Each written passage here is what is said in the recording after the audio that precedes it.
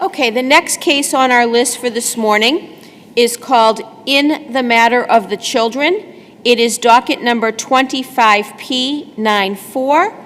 The appellant is participating via our Zoom platform. And so when you are ready, we will start the clock. And as I said earlier, I will remind you of how much time you have left. So you may proceed, ma'am. Thank you. Your Honors, as per order of this court, I'm identifying myself as the appellant. This case presents a profound breakdown of process and a clear constitutional violation. Before you is a narrow but vital question, Your Honors.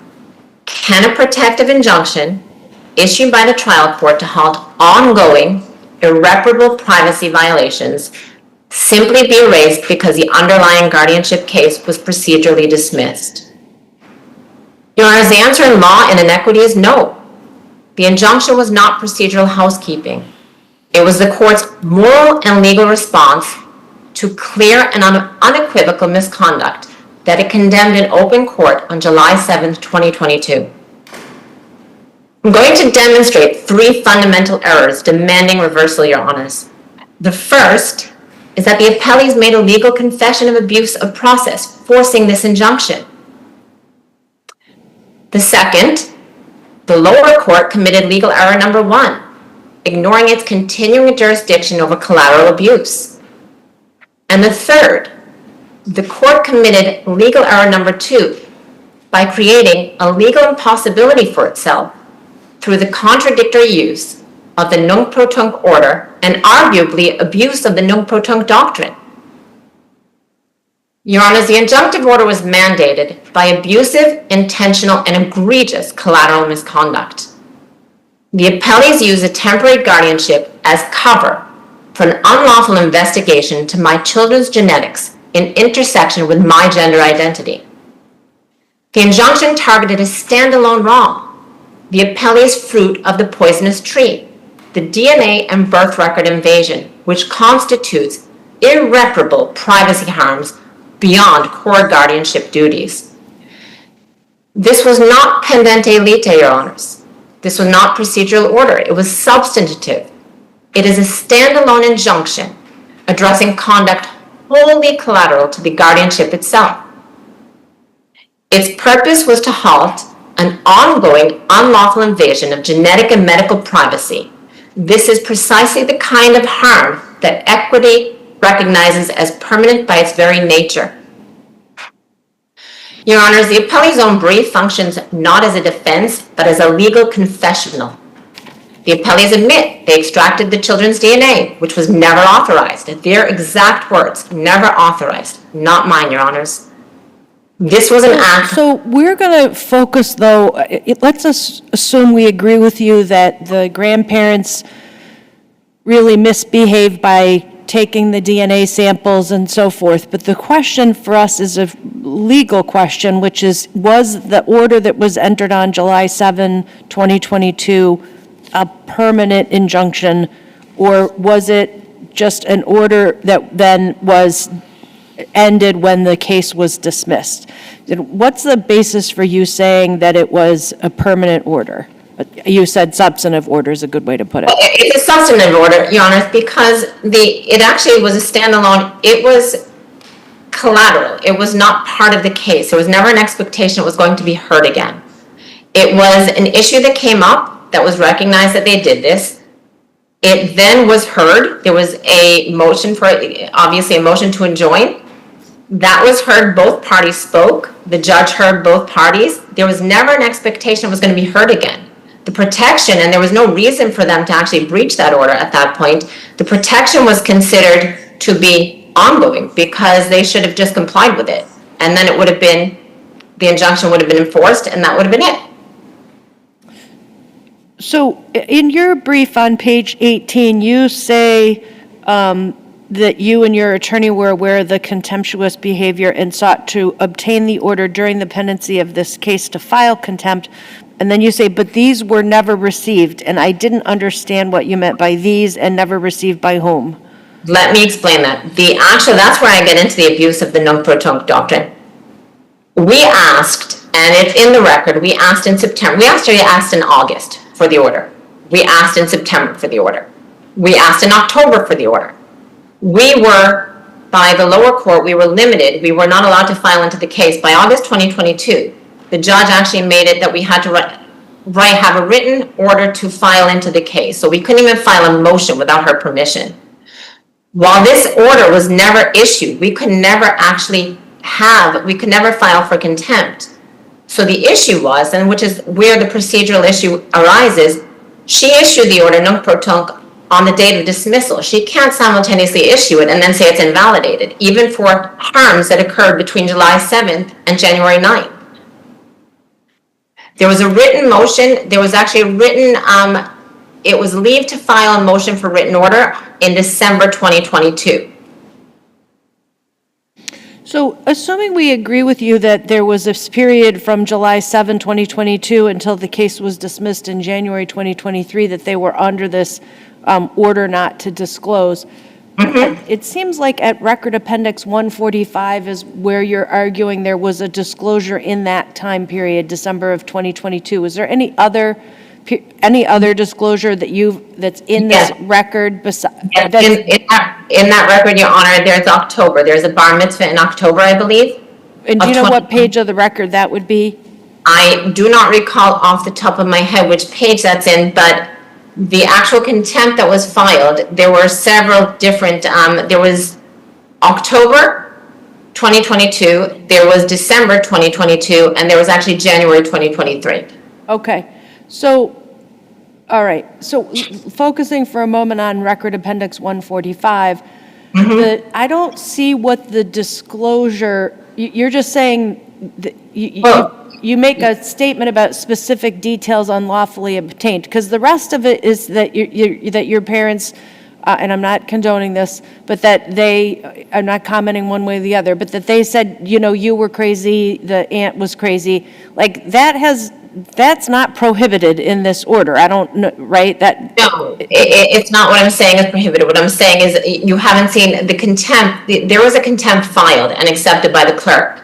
It was then, I was then told by the clerk, contacted after the fact, that Judge Christopher said that we had to file a leave to file for the contempt. Within the contempt that was filed with the clerk were the wrongdoings that actually happened between July 7th and January 9th. There have been more. In fact, there's one in Middlesex County in a completely different case where my parents were actually going after my sister's children. There was where the appellee actually, he actually went up in front of the judge and he mentioned exactly how my children were born, and he divulged everything they had gleaned from their unlawful investigation of my children's birth and DNA records. So you argue that your parents unlawfully obtained your children's birth certificates. Are you saying that they obtained them in some way other than the court order that allowed them to obtain them? Your Honor, there's two different things. They obtained the birth certificates through a court order ex parte on January 3rd, which was inappropriate to begin with. There's no reason before I was served or heard that should have been done. That should have answered their question right there. I am the legal mother of my children. End of discussion. What they did unlawfully is they then got the birth records of the children by abusing the guardianship as a vehicle and flashing guardianship papers in another state saying we need these records, which they didn't need the records. Their questions were answered. Even the trial judge balked at their assertion. But okay, so I don't understand what birth records they got other than the birth certificate. They went to the hospitals where the children were born and they obtained the records of their birth. They obtained the medical records concerning how they were born, to whom they were born, everything, all that information. You mean like whether it was a C-section? Whether it was a C-section, whether it was a vaginal birth, all that information, everything, including how my children were born, which was third-party reproduction. And that's private medical records they had no right to, and that the trial judge herself said was appalling, inappropriate, wrong, breach of fiduciary duty, and not in the best interest of these children.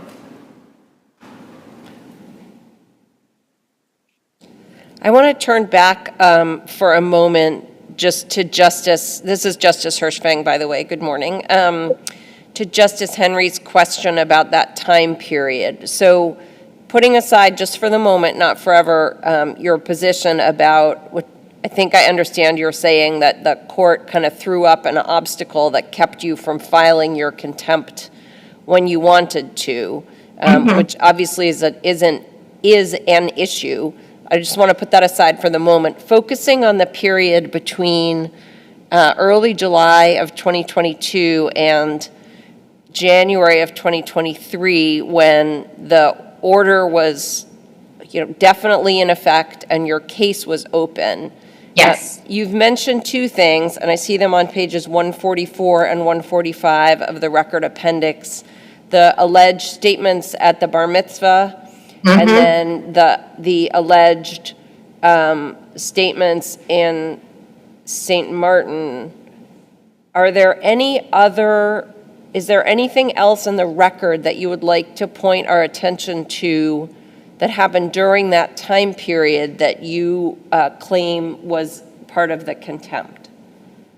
No, Your Honor, the contempt that I am claiming in that period of time is related to what was related to me. I don't know what else they may have said. I'm certain they have said other things. It seems to be something that they were very interested in disseminating for some reason. I'll never understand.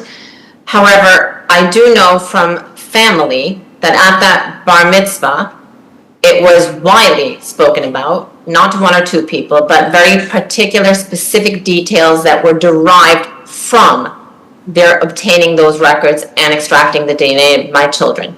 That was discussed at that bar mitzvah very widely. And I do know from a third party that it was also discussed on their trip to St. Martin. So I'm just trying to figure out in the record where it establishes that the written order was nunc pro tunc. I mean, I see on Record Appendix 116 there's a written order, but there seems to be a date on the page of 7/7, which I assume is 2022. So Yeah. where's the nunc pro tunc part? Because when I search for that word nunc, I'm not getting anything. The nunc pro tunc, the order was issued, and actually, if you look at the order itself, I believe it's dated in August. It wasn't issued, though, the written order was not actually issued until the date. We asked for it at every hearing. It was Can you give not. me a page number, though? Hold on, I can look for the page number. Temporary order was issued. The temporary order was issued nunc pro tunc on September 12, 2022. That's at the docket entry number 110 of the Suffolk Probate Court docket in the record. Yeah, it was not here. No, we asked for the order every single time, and it was not issued to us. It was not given to us until the date of dismissal of the case. The exact page, let me see. I'm looking to find the exact page for you.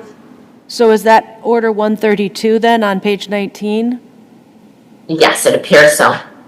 But that has, in the docket anyway, it expressly says temporary order, although what the point is of entering it on the day of the dismissal, I'm not sure. And that's where it's an error. It's a judicial error because that was not a temporary order. There was no expectation that was going to be heard again.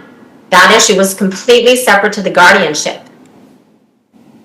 So your parents argue that there can't be a contempt because for any statement that they made based on, if they had independent knowledge, I can analogize to the trade secret context, right? Where you have one business develops a trade secret and somebody else independently develops a trade secret, just because they then somehow learn about the first guys, there's no theft of trade secrets. They're saying, well, to the extent we had an independent basis, we can't have committed a contempt. What do you say to that?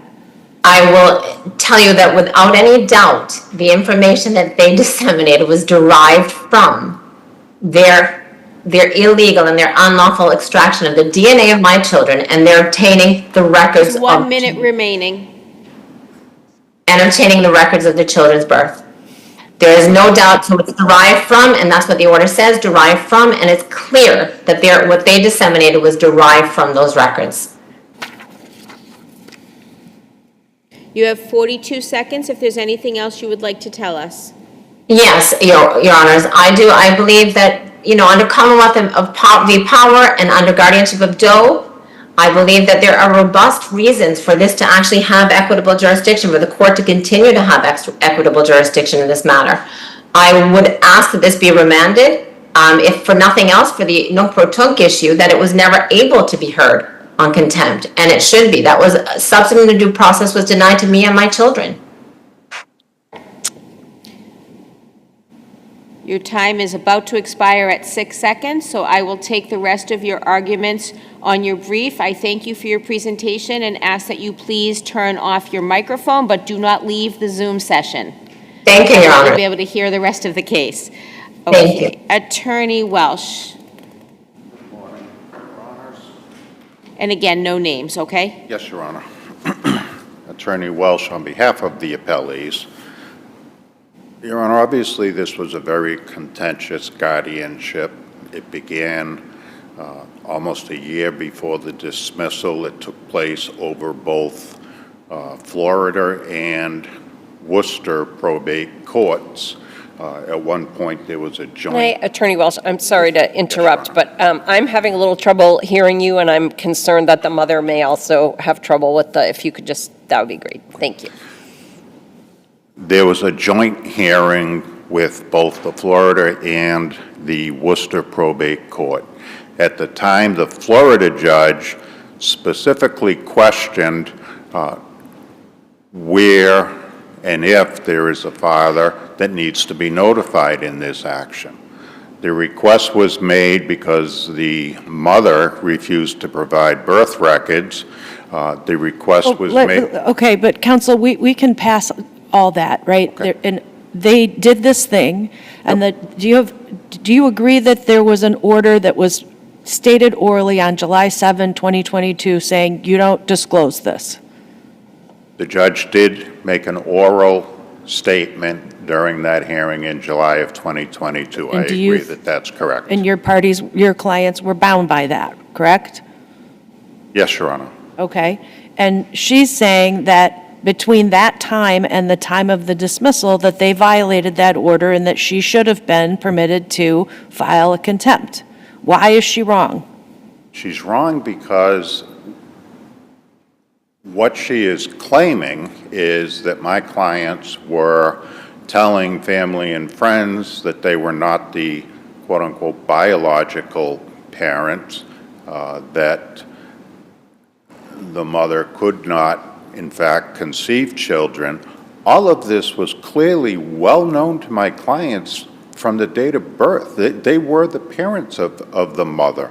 They know full well that the mother could not give birth, given the genetic issues. So what they disclosed, assuming that they did, and my client adamantly denies it, but assuming that they disclosed anything, it's clear that there was not a violation of the order because they didn't disclose anything about the nature of the birth. They didn't disclose anything about okay, but that's going to be a factual question that we're not going to deal with.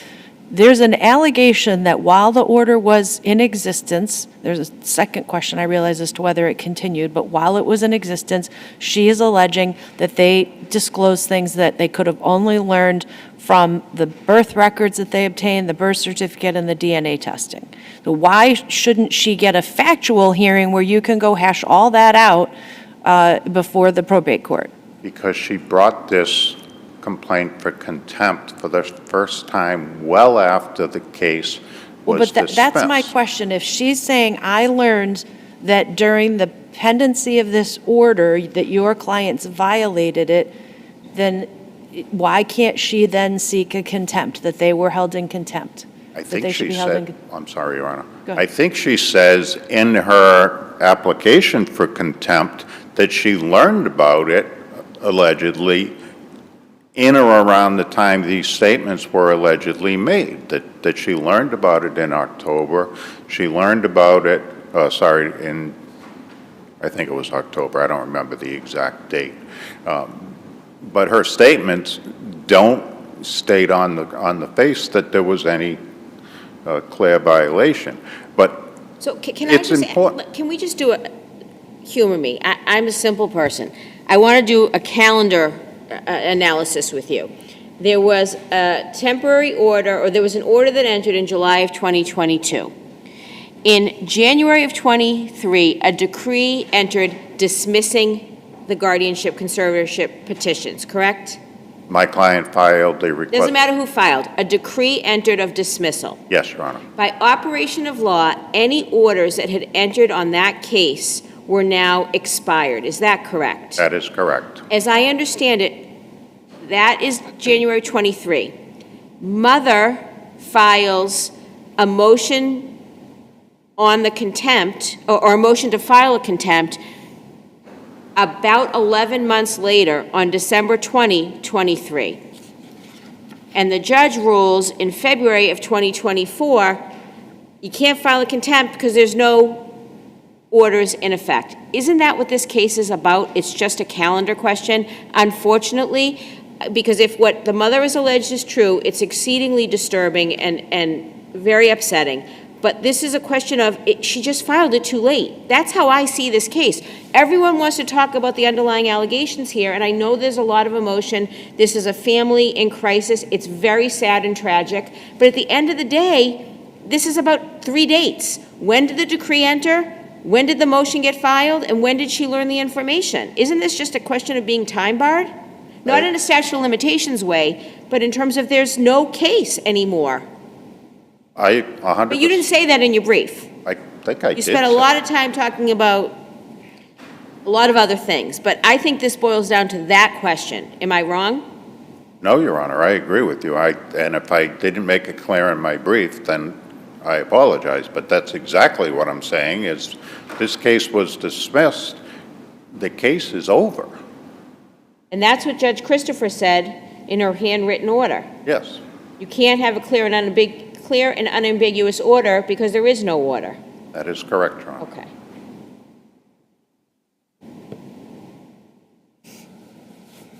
Was there a gatekeeper order in this case? Is that why? I didn't hear. Was there a gatekeeper order? I couldn't find it on the docket that required permission to file.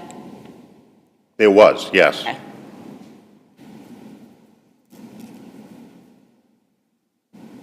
Do you agree, and you tell me, I'm looking at Record Appendix 19, was there a written order entered about not disclosing information obtained from the birth records and the DNA test results?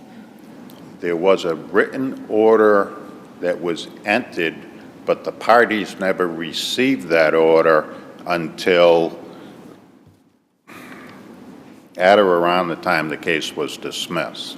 And I think, quite frankly, I believe that was a clerical error more than anything, but the written order didn't get distributed to the parties. So when I'm looking at RA 19, entry 132, is that the order you're talking about? In other words, I don't really understand why we have all these, we have temporary order entered and then dismissal entered and another, the temporary order on the guardianship and then dismissal. It's like, well, what's the point of entering these orders on the same day of the dismissal? I'm purely speculating, but I think in the clerk's office, they realized that that had never been issued to the parties, and it was issued at that time. This was Suffolk, right? Suffolk No, probate? Your Honor, it was Worcester. Sorry, I apologize. Yes, Suffolk, I'm sorry. There were a lot of issues going on at that time, and we weren't getting orders, so.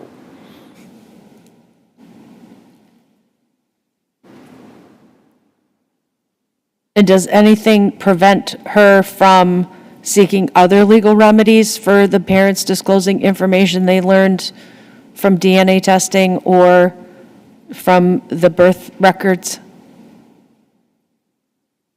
At the risk of giving her legal advice, I believe there would be civil cases that she could file and pursue a claim through civil. I'm not saying it would have great merit, but that would be the appropriate way to proceed.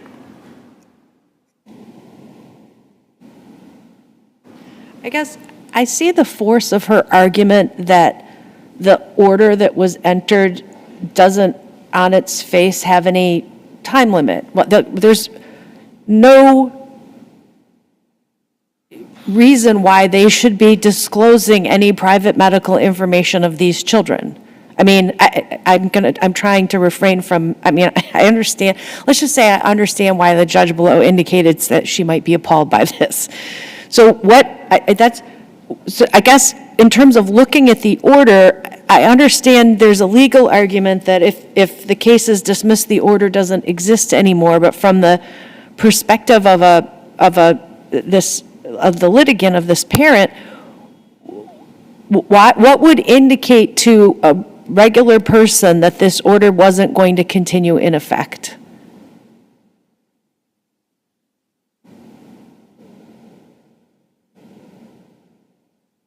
This quote-unquote regular person had several different attorneys during that period of time. There was never a complaint for permanent injunction filed. There was only this motion as part of this pending guardianship. So certainly her attorney should have advised her that these are temporary orders, and once the case is dismissed, the temporary orders are over. And that's why in probate court, almost all the time when further temporary orders are entered, it's included on the bottom, all prior orders continue in effect, to make it clear. And that's not what happened here. It was a straight dismissal. The case was over. You said there was a gatekeeper motion, so did she try to bring the contempt before the dismissal?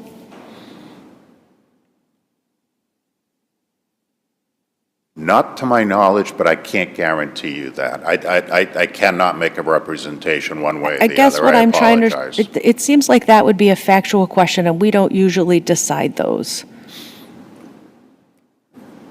There's nothing in the docket that suggests that she did. I know, but that's these gatekeeper motions are very problematic, or because they don't docket them.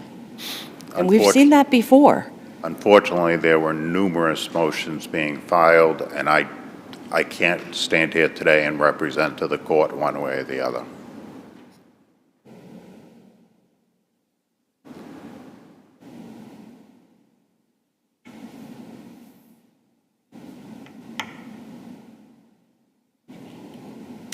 I have nothing further I unless just want to see there's- if the panel has any other questions. I don't see any. We will take the matter under advisement. Thank you all for your arguments today, and we can disconnect our Zoom link. Thank you, Your Honor. Thank you, Your Honors. You're welcome.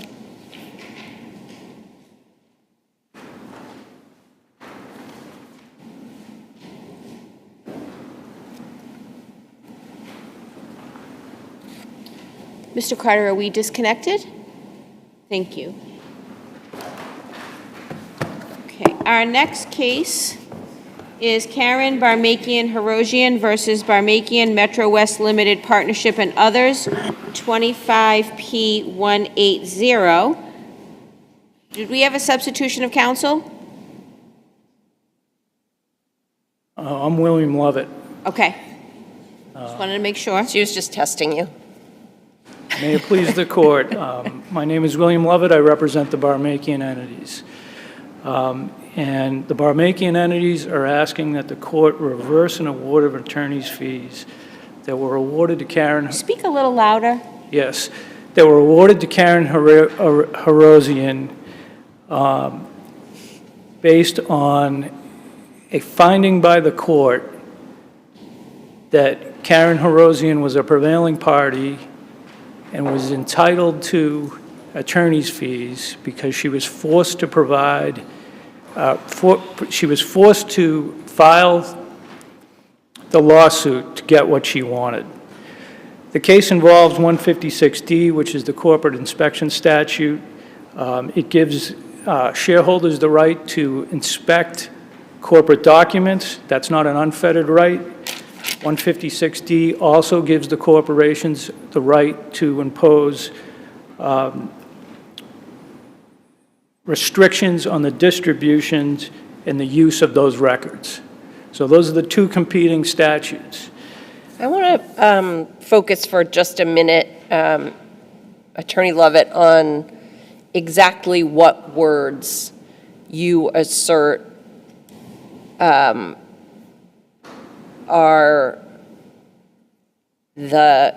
or what you think the best argument is, I guess, for there being an order in this case. Because as I look at 156D, I think that's where the plaintiff is kind of where the rubber meets the road in terms of this attorney's fees award. Yes. So the trial judge said, listen, in essence, she did it more eloquently, they would never have given this stuff over if the lawsuit hadn't been brought and I hadn't been brought in to tell them that this was unreasonable. These were unreasonable conditions. And so because it was the bringing of the lawsuit, the plaintiff had to sue in order to get this stuff, I'm going to give attorney's fees. Why is that wrong?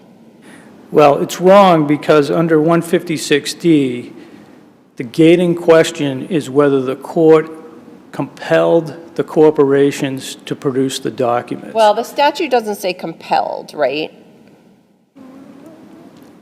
It does say compelled in terms of, It says if the court orders inspection and copying of the records. right, so the court must award attorney's fees only if the court enters an order compelling production of the documents. So the filing of the action in and of itself does not compel an order of fees. I agree with you. Yeah. But could there be discretionary fees?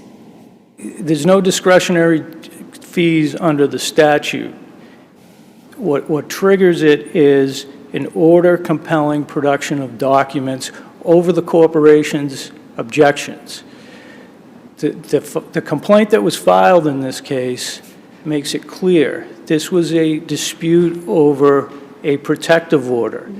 The corporations had given inspection rights to HEROSIAN in terms of her estate planning attorney coming to my office and reviewing the corporate documents. So we permitted her to do that. There was a meeting which is referenced With conditions. With conditions. with conditions, with a protective order. There were back and forth negotiations on the protective order. HEROSIAN was insisting that all the members and shareholders sign the protective order. There was a meeting with the HEROSIAN, her siblings, and her estate planning attorney in June of '23. We were prepared to produce the documents, and she refused to sign the protective order. It's attached to the complaint. All her siblings had signed it, and we heard nothing for a while. She decided to file the lawsuit. But what do we do about Judge Squires Lee's finding that the conditions on production were unreasonable? So in the transcripts, there were two hearings in this case. There was one on July 3rd, I think it's mistakenly labeled July 7th, and then there was a hearing in November. Nowhere in the transcript does the judge make the conclusion or find that our proposed protective order was unreasonable. But isn't that what her order says, or am I wrong? That order was after the fact. Sure. Right. But she never found that as a matter of law. She might not have fact. said it at the hearing, but don't we have a court order that says that as part of the reason why she endorsed? She says, after review allowed, and then a bunch of other things, and then she says, although the court permitted the parties to agree upon the scope of the protective order, it did so only after making very clear that plaintiff was entitled to the documents and the conditions on production the corporate parties sought were unreasonable. Thus, plaintiff was forced to bring this action to obtain blah, blah, blah, blah. So she does make that finding in her order.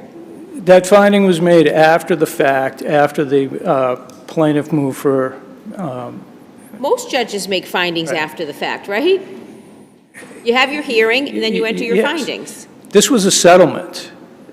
What the court did is it urged the parties to go out in the hallway, come up with a Sure. agreed-upon order, and she entered it on the docket as a stipulated order.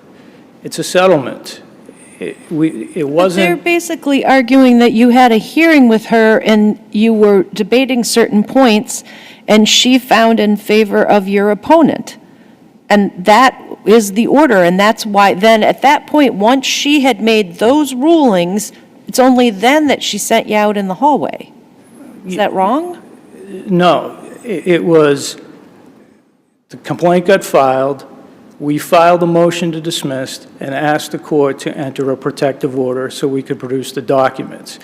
It was at that hearing, she sent us out into the hallway, we negotiated. That's the part I want to get to, though. At that hearing, before she sent you out into the hallway, didn't she tell you you were wrong about a couple of key points? I don't think that's a fair reading of the transcript. Okay. But at the end of the day, we agreed to the stipulated order. The stipulated order was submitted to the court, it was docketed. We produced the documents. That should have been at the end of the story. The key, there was never a 156-1604C order issued in this case, which is the only way you can get attorney's fees under the statute. So it was, So, but, I mean, I hear you, and I certainly think as a sort of very lawyerly way of looking at it, you're right. The question that is more troubling to me here is that the point of this statute, I'm going to say this in a way oversimplified way, because that's how I think. The point of this statute is so that the stuff gets turned over without somebody having to come and file a lawsuit. Ms. HEROSIAN had to come and file a lawsuit before she got the documents to which I think everyone agrees, and certainly the court ruled, she was entitled as a partner, as a shareholder, whatever her roles were with respect to the various different entities. Why isn't it consistent with the statutory purpose for her to not have to pay for that lawsuit that she shouldn't have had to bring? because the statutory purpose requires a 156D order compelling production of the documents. That never happened. It's not on the record. And the rationale for Superior Court was that she was forced to file a lawsuit to get the records she was entitled to.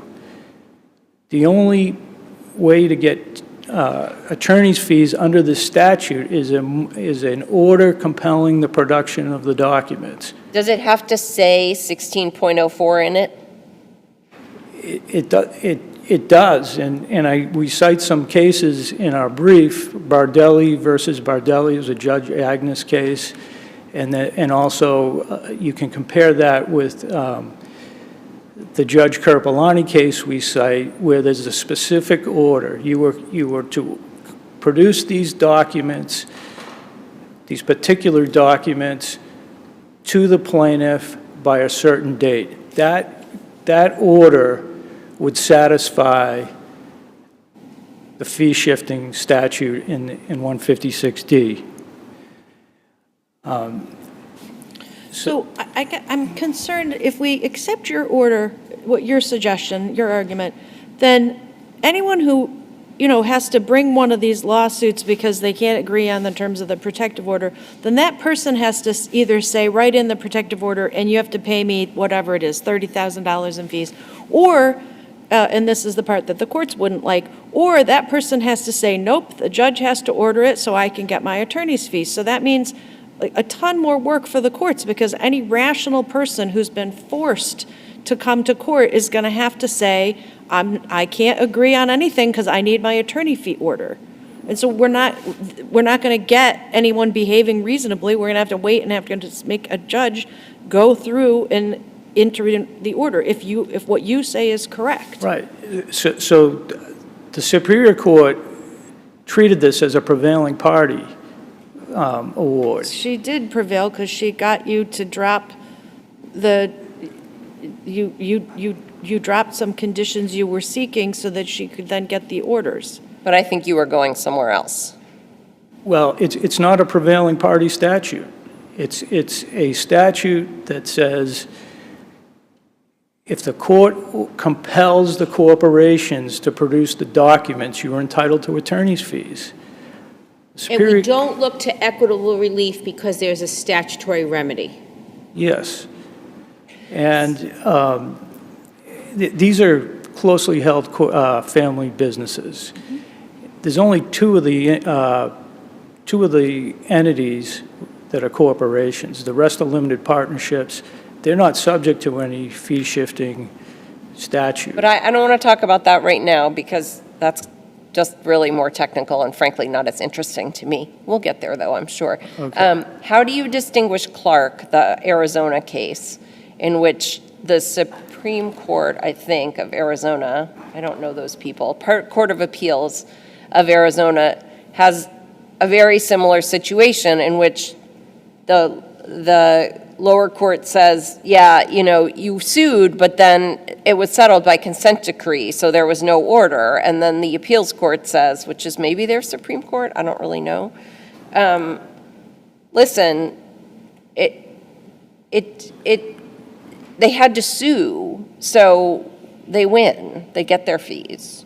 So the Clark is distinguishable because the Clark court actually entered an order explicitly compelling the production of documents within a specific time frame. The corporation didn't produce them. That's a different case. That's not our case. So let me take an extreme hypothetical, and I understand this did not happen here. But let's say that there was some category of producible documents, and a plaintiff asked for, 25 documents that clearly fell within the ambit of some 16-point-something requirement, and got 20 of them, but the corporation said, hell no, about the other 5. And there was a lawsuit, and it dragged on for a while. And finally, the parties settled, and an order entered that didn't explicitly either cite the statute or say order to produce. Your position is no fees. No fees. And especially in light of the fact that this was a settlement among the parties, albeit with a nudge or I think it was a shove. yeah, there's a case we cite, Newell. I think the judge in Newell said cajoled, but that case, came out the same way. It was a different statute. It was a SJC case, and the court said, we help the parties come to an agreement, but that doesn't get you attorney's fees. And the fact that Judge Squires-Lee endorsed the stipulation as an order is irrelevant. She didn't issue it as an order. It was stipulated. She put it in the docket and the minute note when we were issued, when it was docketed, said no action taken.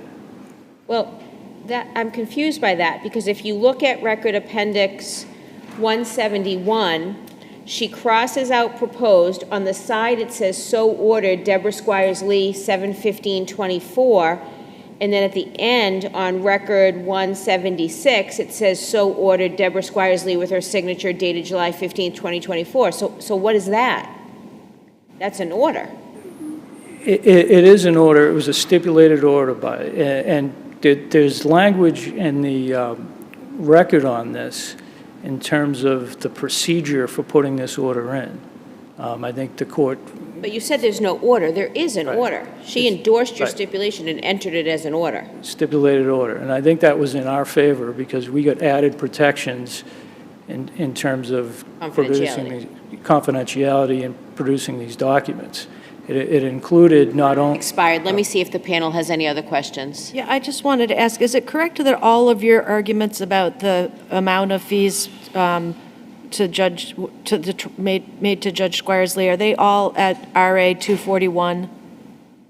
Is that the extent of your argument? well, when Judge Squires-Lee issued her order, there was no hearing on that, so all our arguments are in our motion opposing the attorney's fees. There was no hearing, she didn't conduct a hearing on it.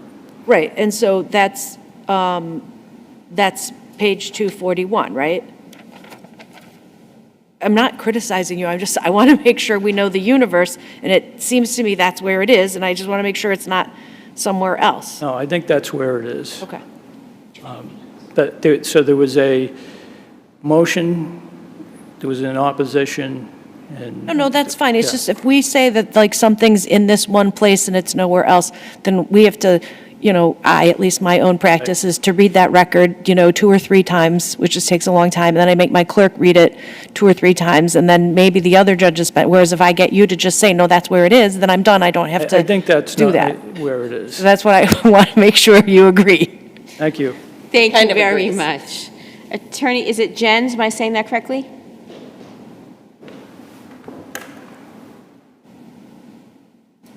Yes, it's Attorney Gens. Thank you very much.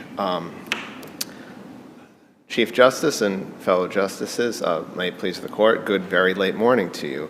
My name is Matthew Gens. I represent the appellee and the plaintiff in this matter, Karen BARMAKIAN HEROSIAN. I think I'd like to start somewhat where Your Honors left off in speaking with my brother counsel, and it was mentioned the Newell case, an SJC case. The Newell case was a much earlier decision that applied the federal, not the state. I have to make this very clear. The federal standard and the federal standard was at that time a somewhat recent U.S. Supreme Court decision in Buchanan. And what happened in Buchanan, which the court applied in Newell, is it rejected the prior practice, which had been in the First Circuit in other cases, of the so-called catalyst test. Now, what the court made very clear in Newell, and it says it right there in the opinion, is that the facts before it would have been very, very different if the judge had just done something, which the judge did not do there, but did do here, which is to say, just endorse an order, just sign an order. The facts in Newell were completely different, Your Honors. What I happened? don't know why we're talking about the catalyst test. Is there precedent for applying a prevailing party test in a case where it's a statutory award of fees that says, if the court orders? Your Honor, I only cited to the catalyst test in my briefing for the policy propositions that some of Your Honors have raised in your questioning with brother counsel earlier, which is to say, the so what? Should we encourage the statute to be interpreted in this way? And what I would say is that what the SJC made very clear in Furman versus Sturgis, the case that followed, in which it actually applied its own state statutes, like this one being a state statute, citing to the dissent actually in Buchanan extensively, what it said is you don't want to encourage this behavior. And that was something I saw echoed through some of the questions that Your Honors were asking earlier. You don't want this to be the case. There's a reason why you don't want the statute to be interpreted in this way. It does not make any sense. What would a rational person, what would a rational litigant do in these circumstances? What you have here, Your Honor, is a production that would never have been made if my client had not taken the initiative, difficult as it was for her to do, and gone to court to vindicate her rights, to prove, which the court found, that the confidentiality agreement by which the entities at issue put before her had unreasonable provisions. They freely admit that my client, it's in the record, that my client asked for the documents. They even go so far as to say that they had the documents for her. They knew that she requested them. They had them for her. They supposedly, it's argued, presented them for inspection, not copying, inspection to estate planning council, and they supposedly had them for her. But there's a catch. She has to sign this confidentiality. Right, no, I hear you, and obviously we're familiar with the record here and with the judge's rulings below.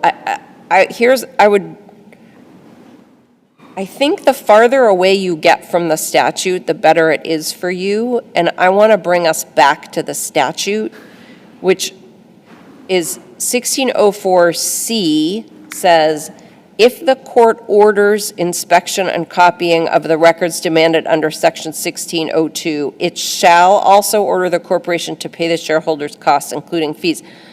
Where in this record do you ground the court order of inspection and copying of the records demanded? Where did the judge do that? And you can have more than one answer, that's okay. That's fine, because there are multiple answers, Your Honor. The first one is that it's implicit, and I cite a case from the Alaska Supreme Court in my briefing, and it's pretty plain that in a circumstance such as this one, in which it is the case that the production would never have been made had it not been for the confidentiality agreement that had unreasonable terms, then it is implicit, Your Honor. It is implicit that the records were denied from having been provided from my client, and it is only upon the court's determination, which was the case here, that the provisions of that confidentiality agreement were in fact unreasonable. Were it not for Judge Squires-Lee stepping in, the production would never have been made, because it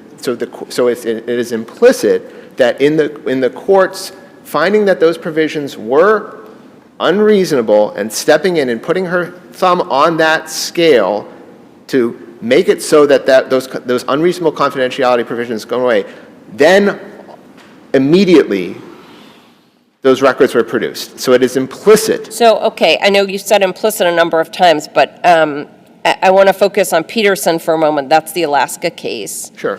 There's no discussion of attorney's fees in that case, correct? Correct. And is there anywhere in this record where the judge explicitly ordered production of the documents? There was certainly an understanding at the hearing, freely admitted to, that the documents would be provided once the issues with the confidentiality agreement were resolved. And then the court issues that order, which the court endorses. The order on the motion for attorney's fees and costs? Or the endorsement of the stipulated confidentiality order? No, the endorsement of the stipulated confidentiality order. Okay, so where in that order did Judge Squires-Lee order the production of documents? Your Honor, it is expressly contemplated on the face of the order that documents are going to be produced. I agree with you. Is it ordered? Well, Your Honor,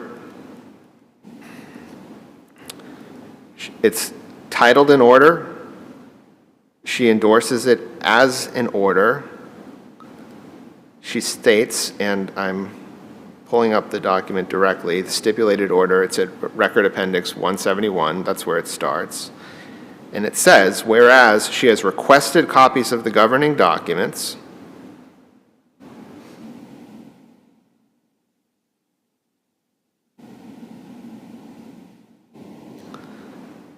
and it says, now therefore to facilitate the prompt resolution of disputes over confidentiality, and adequately protect material entitled to be kept confidential, and ensure that protection is afforded only to material so entitled pursuant to Rule 26C, which is the rule concerning protective orders, it is hereby ordered, this stipulated order, the order, shall govern the treatment of all documents and information produced by the Barmakian entities. I don't know how to read that, Your Honor, other than expressly contemplating that this material is going to be produced. I don't think that's wrong. Do you think that contemplating the production of the material is the same as ordering the production of the material?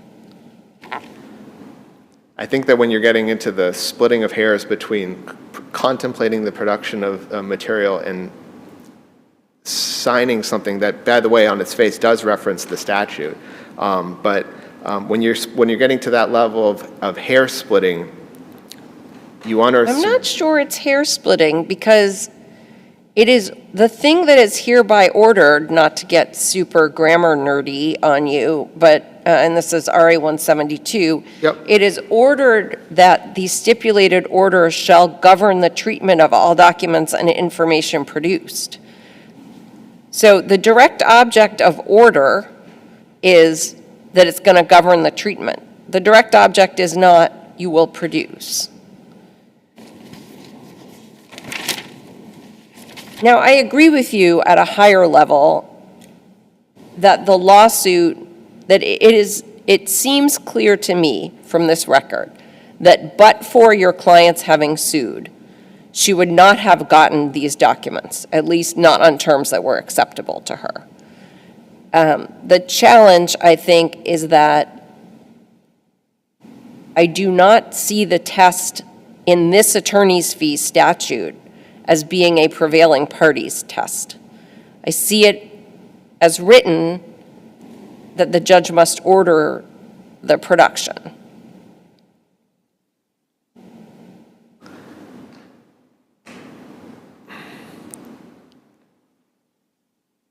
Your Honor, I guess all I would say to that point is I don't know what else would have been expected for my client, Ms. HEROSIAN, to do here. What else could she have done? She filed suit because there were unreasonable provisions in a confidentiality agreement that were holding up the production of documents. She therefore brought a claim expressly under the statute requesting the production of these corporate documents. The court agreed with her and found expressly multiple times at a hearing, also endorsing this express order by distinction to some of the other cases.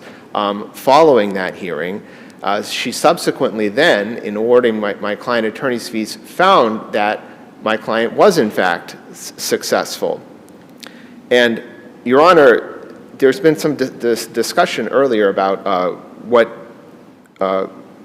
Judge Squires-Lee found with respect to the reasonableness of the unreasonableness of the confidentiality after the fact.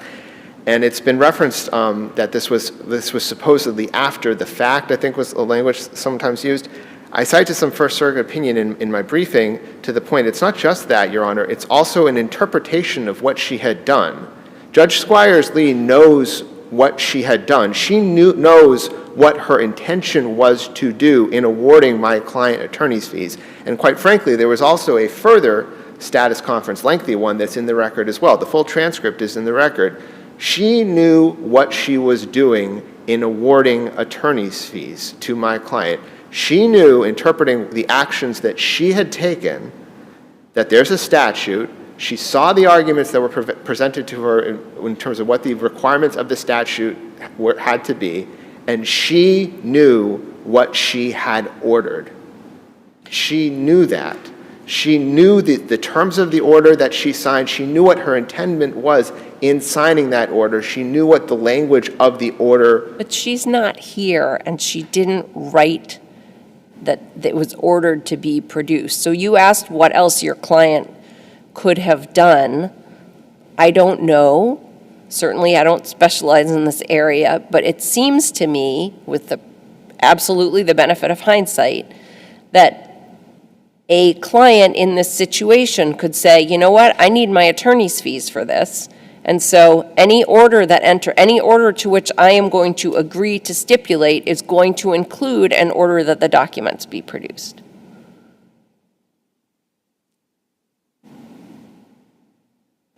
And I would say to that, Your Honors, that in this case, it was the appellant's consistent position throughout the entire case that they were going to be producing the documents, that they were all ready to be produced, they had been made available beforehand, and the only thing holding up the production of those documents was this confidentiality provision on the merits. And that is what the court weighed in on, and that is what the court put her thumb on the scale on and said, this is what I am going to order. Said it multiple times in the hearing. Order, order. This is what you're going, this is going to be the deal, gentlemen. This is what is going to happen. For their full understanding at the time that once that happens, these documents are going to be produced.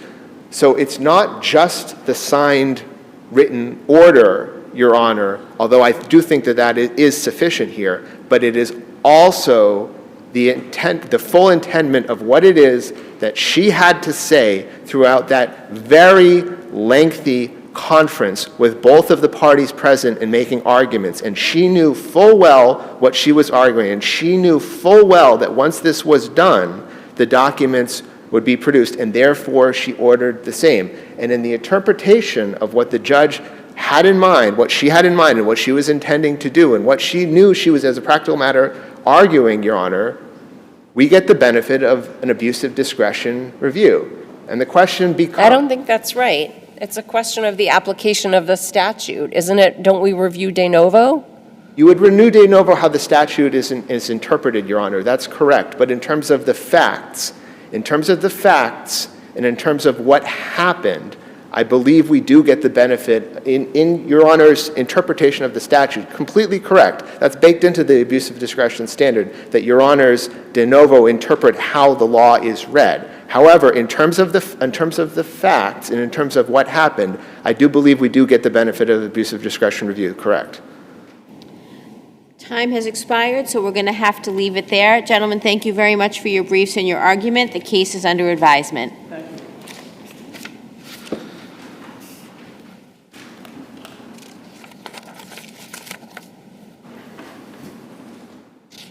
Our last case this morning is Tiffany DINOTA versus Larry DINOTA Jr., docket number 24P715. The case is partially impounded.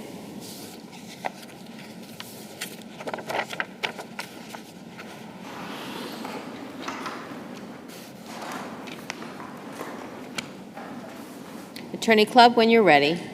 Thank you, Your Honor.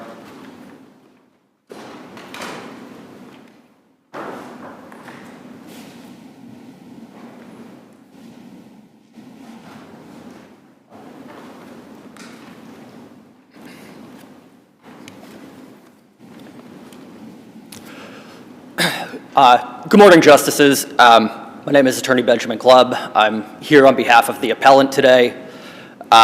Your Honor, in this matter, we're seeking a remand of the lower court's decision based on our interpretation of fraud on the court. So I'm going to pause you because I'm very confused. I have scoured the record. I've asked my clerk to scour the record. No 60B3 motion was filed in the probate and family court. Is that right? That's correct, Your Honor. How are we passing on a 60B3 question for the first time on appeal?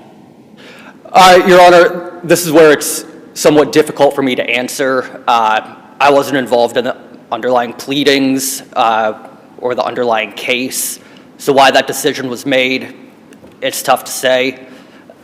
Your Honor, I do believe that according to the 60B statute and some case law, that the issue of fraud can be brought up at any time upon appeal. You think we have original jurisdiction on a 60B claim? Your Honor, I mean, I would suggest that we do you do just based on the fact that the case had concluded, so I guess the natural next step would be to appeal. Well, the next natural step, respectfully, was to file a 60B motion in the probate and family court. But let's move on from the procedural posture for a moment, and I appreciate that you did not file below, but unfortunately you're standing here today. Of course, Your Honor. So to the extent that you're arguing fraud in the judge's determination as to custody, child support, the division of the marital estate. As I read your brief, it seems to me that what you're taking issue with is the judge's weighing of the evidence and credibility determinations and suggesting that there was fraud that she didn't credit in some way. That we are bound by the judge's findings of fact unless there's an allegation that they're clearly erroneous. And again, I appreciate that you're not on the brief, but there was nothing raised in the brief suggesting that the findings were clearly erroneous. So how do we get to your result?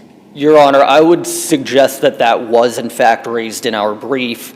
I believe within one of our first sections, we suggested that there was an issue in the underlying proceedings where the... Show me where in your brief. Certainly, Your Honor.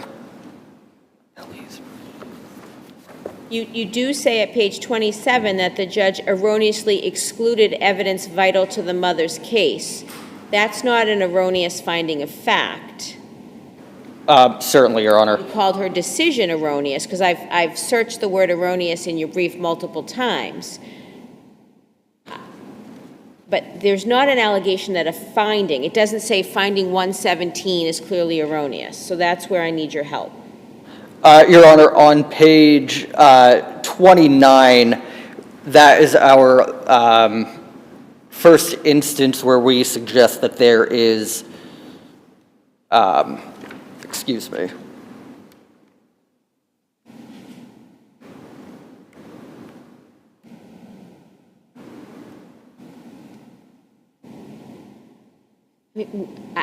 I'm going to be candid. I had trouble understanding this part of the brief, but trying to call out what I could. What I understand, I think that you're arguing is that basically Wilcox lied. Wilcox testified dishonestly. Well, if the judge believed Wilcox, she's the finder of fact. She's the person that makes the credibility determinations. That's not a basis for remand. So, Your Honor, I'm just bound by what's in our brief, I suppose. Your Honor, with respect to our allegations of fraud and misconduct, I would suggest we turn to page 27 through 29.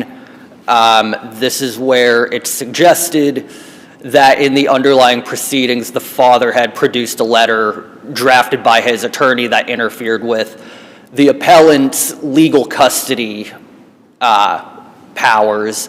During the proceedings, there were two instances. One was where the mother was testifying, another instance where the father was testifying, where a letter produced by the father's attorney in this case suggested to a school that the child was enrolled in that the father had the authority to enroll this child in school without the mother's permission because it fell squarely within his parenting time. And what did the judge do wrong about that letter? Your Honor, in the review of the transcript, the judge didn't allow any testimony on this issue. So with respect to the mother... So did the letter come into evidence? No, it was objected to, Your Honor. So it was excluded? That's correct. Is it because it was hearsay? So, Your Honor, that's my understanding. When you... So it was error to exclude hearsay? So, Your Honor, it's not error to exclude hearsay. I believe the problem here was that the judge did not allow, or did not suggest that Attorney Wilcox had to state definitively what the grounds for exclusion were. And if an objection is obvious, so if I'm the trial judge and Judge Henry's on the witness stand and she wants to testify to what Judge Hershfang told Chief Court Officer Smith, I don't need someone to tell me the grounds. That's out. Do we have a case that says you have to state your grounds? No, Your Honor. But I suppose it wasn't clear, and there was also no clear remedy in terms of getting this letter into evidence. Did mother ask for an offer of proof? Your Honor, I believe there was no attempt for an offer. Was there an offer to take the evidence to Bene? Was there any, what did Mother do to try to preserve the record on this question? Your Honor, my review of the case and the record doesn't indicate any of that. I suppose all I could proffer is that in the heat of the trial, it was difficult to make this determination.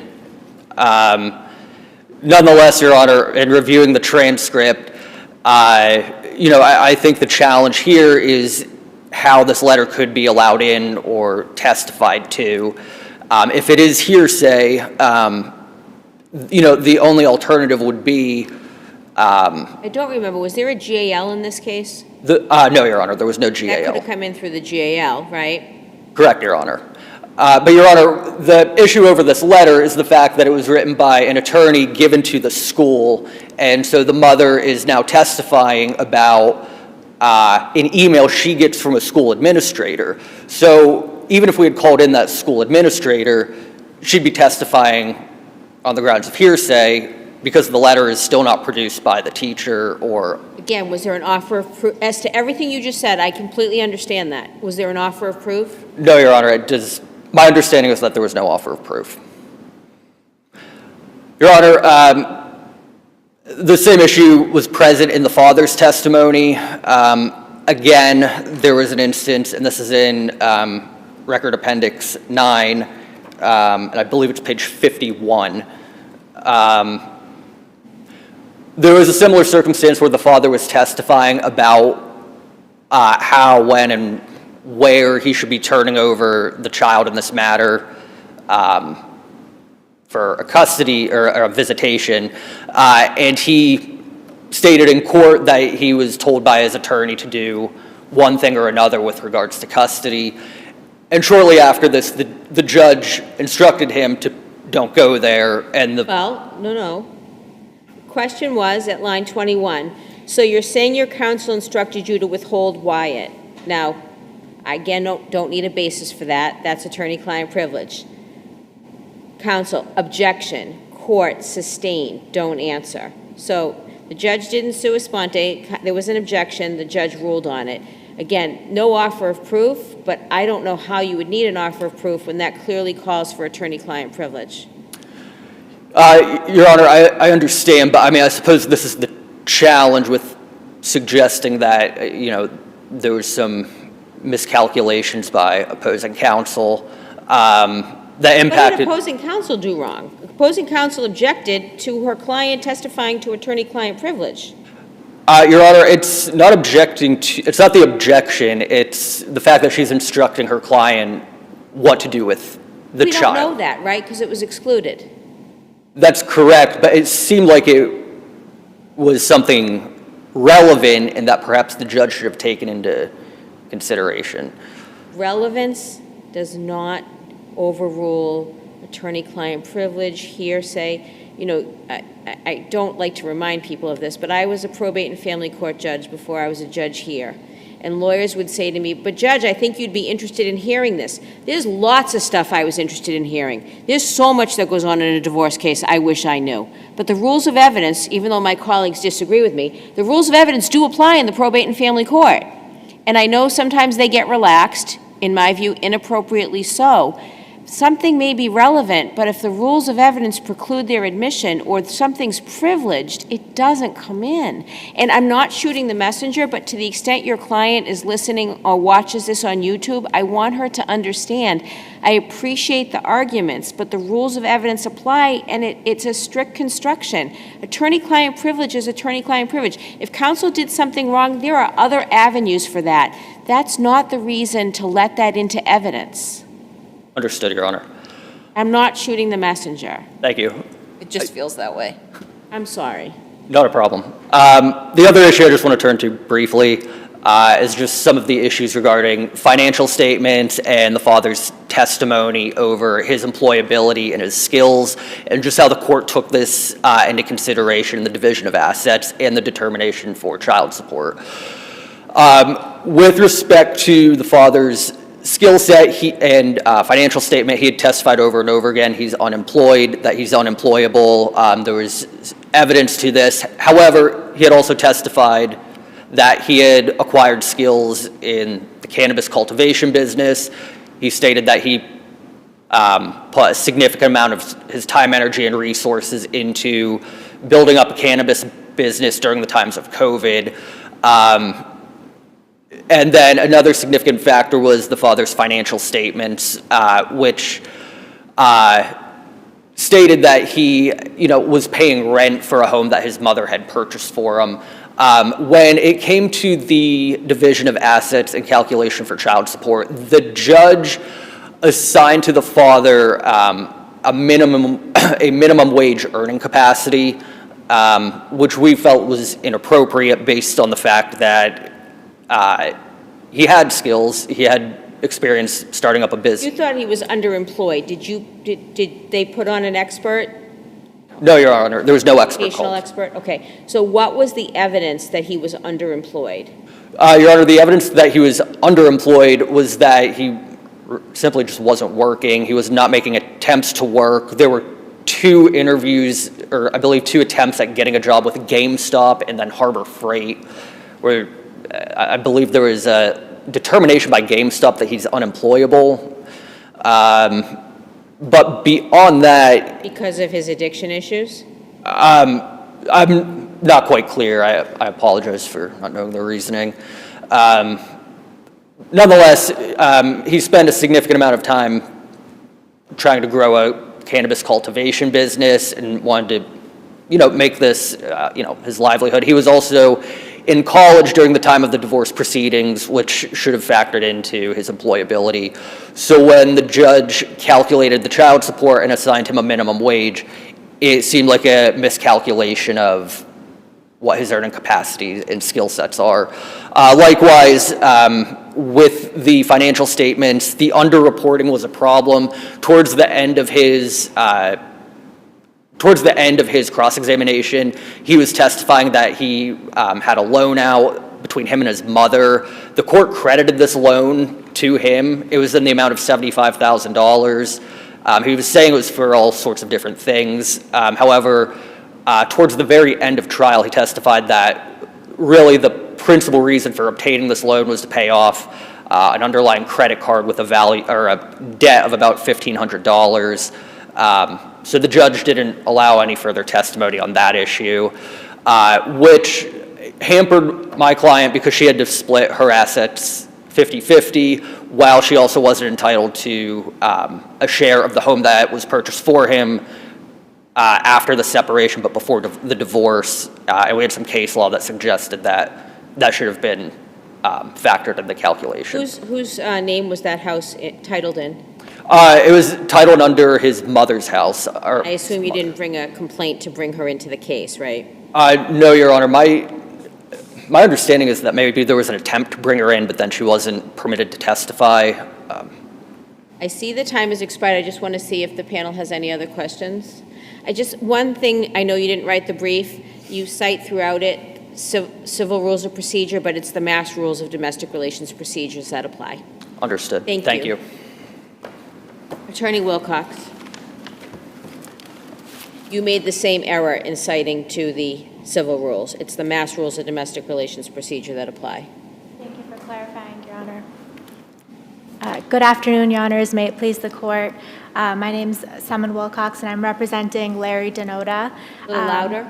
I'm representing Larry DINOTA today, and there are several issues that I'd like to address before we get into what the substantive issues my brother mentioned were, but according to docket entry 29, it stated that I could bring up the issues in my motion to strike for the brief. What's the prejudice to you? You've been able to file a brief. You've been able to prepare here today and respond. I mean, if they had filed the brief late and you had argument the next week, what's the prejudice to you? So the issue, Your Honor, is my client has had to incur a significant amount of attorney's fees in order to defend. You would have had to file a brief if it was timely filed. So what's the prejudice?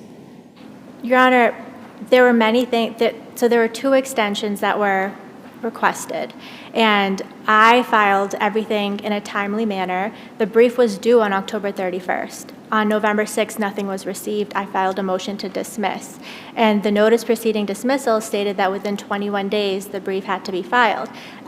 Justice Blake, you put it perfectly with the calendar issue, right? So Attorney Bluford said that it had to be filed by November 29th in her reply brief when she responded to this issue. And no, she never filed the brief on November 29th either. She filed it on December 2nd, and her brief is dated December 1st. So there are all of these missteps. But I mean, now it's October of Unders- 2025. So you got the brief 9.5 months ago? I actually never received the brief, Your Honor, and that's the second, I would suggest, egregious issue here. It was never served to me. I still, to date, have not received the brief from Attorney Bluford's office. I haven't received the 12 volumes of appendices that have actually been filed. So it was never properly served to me. It was never timely filed, along with all of the other numerous issues with the brief. And my client, in order for me to defend against this and to try to, preemptively take action, has had to incur significant attorney's fees. And he already, we went through 3 days of trial, and those spanned, almost 2 years. And my client does not earn, a significant amount of money. Well, and I see you're seeking fees in this appeal. I am, Your Honor, I am. And so now this second action with the filing, there were various motions to stay filed. I had to file a motion to strike, a motion to dismiss in order for my client to not continue to incur fees. And then we had to file a response. And I never even received the brief that I was supposed to be responding to. And now here we are. So those were the preliminary issues with why I'm looking to strike the brief first. And then Your Honors put it perfectly when we look at the issues. I mean, there was never a Rule 60B motion filed. But did you say that in your brief? I did not, Your Honor, but Why?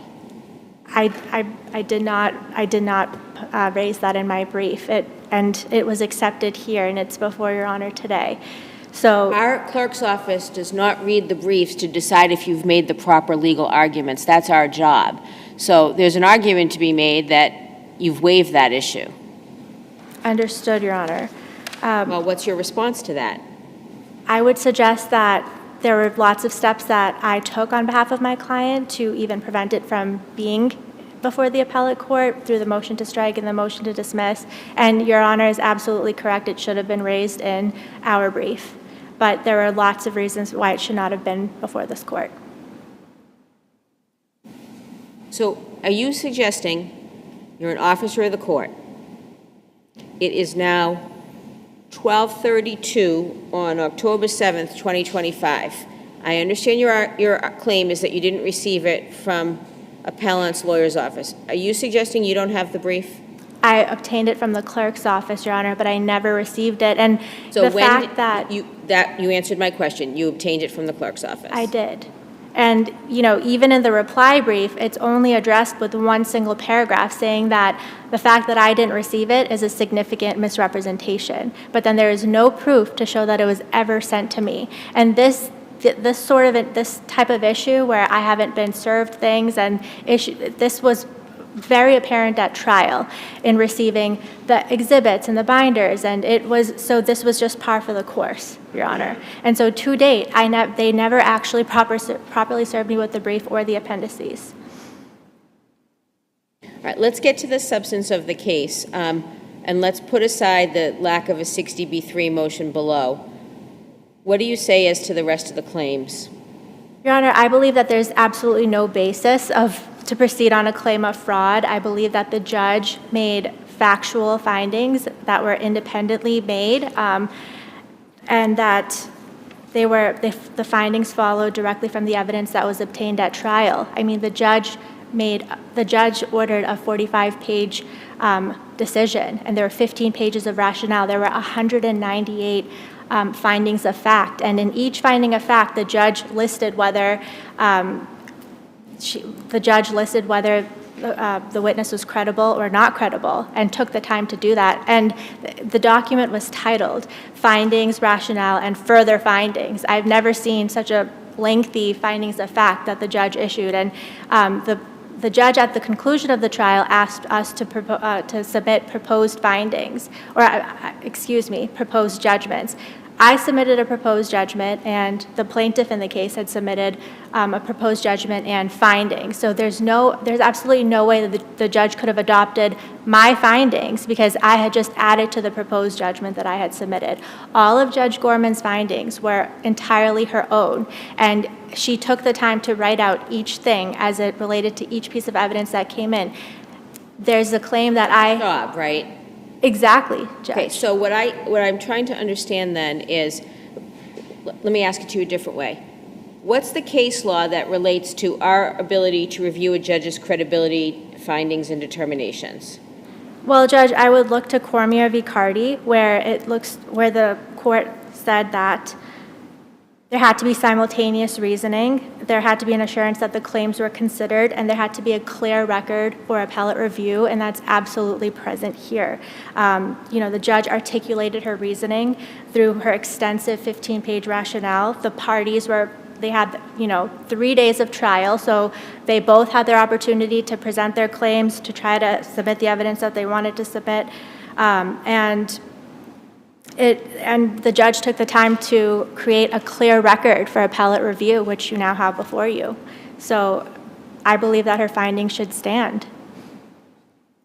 I have to give you a couple of other practice tips because you're here. You are citing on Cormier to the federal rules of civil procedure, mass domestic rules. You also cite the guide to evidence as the mass rules of evidence. We do not have mass rules of evidence. It is a guide to evidence. You've got to be really careful. That was... Absolutely, Judge. Absolutely.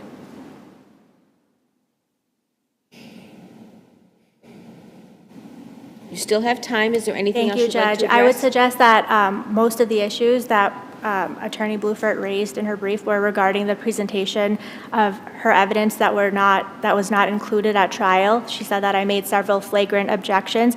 I believe that Judge Gorman appropriately ruled on my objections. There were lots of issues with her admissibility of evidence. There were lots of violations of hearsay. There were lots of violations of the records just not being certified pursuant to 79J or 79G, or not complying with the trial order. There were bank statements that were produced without a keeper present. So there were lots of evidentiary issues that I properly objected to. And that I included transcripts, and I included excerpts from the transcript in my brief so that your honors could see that. In regard to my brother's claim about father's testimony for withholding the child, I objected because that was attorney-client privilege. In regard to the letter that was that issue that my brother raised earlier, the mother in the case was trying to testify about what a school coordinator sent in an email, and I objected to that because it was hearsay. In regard to the financial statements, I believe Attorney Blufert went more in depth in her brief regarding the financial statements and her analysis of same rather than she actually ever did at trial. Her analysis or her cross-examination at trial regarding the loan was actually really brief, and she never went into the depth that she did in her brief. So I would suggest that that was a second bite at the apple.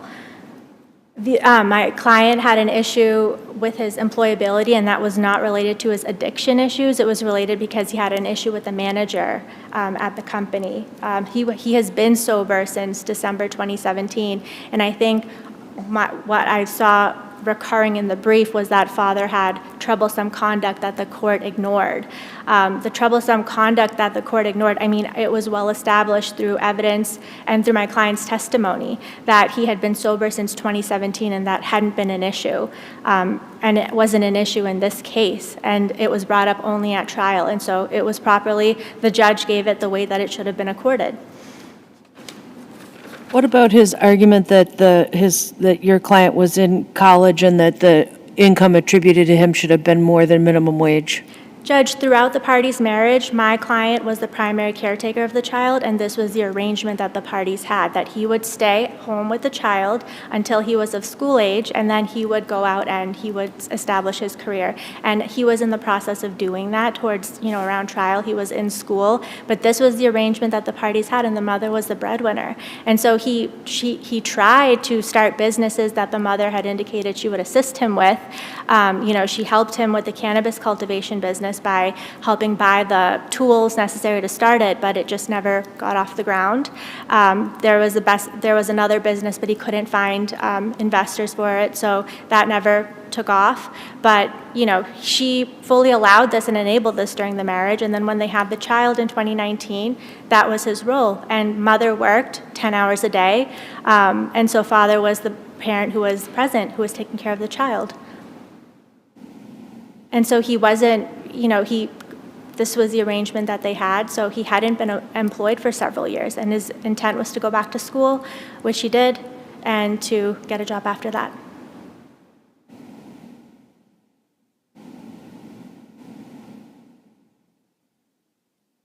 I don't see any other questions for the panel. I'm happy to take the rest of your argument on your brief. Thank you, Judge. The matter is under advisement. Thank you both. This concludes this morning's hearings in this courtroom. I'd like to thank the court staff, Chief